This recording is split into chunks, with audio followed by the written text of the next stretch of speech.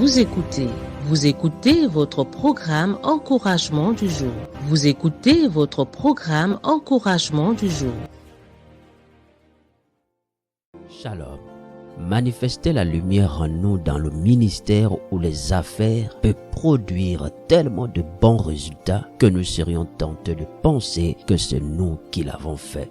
Et les applaudissements des autres, ce qui n'est pas mauvais en soi d'encourager les autres, n'aide pas non plus à prendre du recul pour rendre gloire à Dieu. L'onction attire, bien-aimés. La lumière attire également, les bons comme les mauvais. C'est pourquoi une chose que nous devrions apprendre lorsque notre lumière commence à briller dans notre ministère, dans notre exercice, au travail, etc., c'est bien l'art, je dis bien, ce que nous devrions apprendre, c'est l'art d'esquiver la gloire pour la laisser rejaillir sur celui qui a supporté la croix, c'est-à-dire Jésus.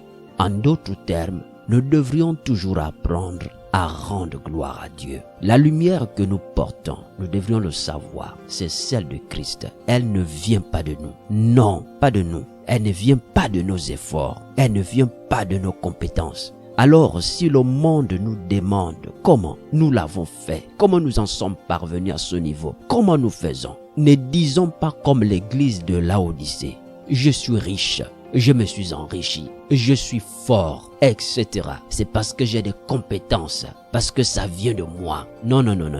Mais disons plutôt comme Paul dans Galates 2, 20. J'ai été crucifié avec Christ, et si je vis, ce n'est plus moi qui vis, c'est Christ qui vit en moi. Si je vis maintenant dans la chair, je vis dans la foi au Fils de Dieu qui m'a aimé et qui s'est livré lui-même pour moi. Ce n'est pas moi, c'est Christ.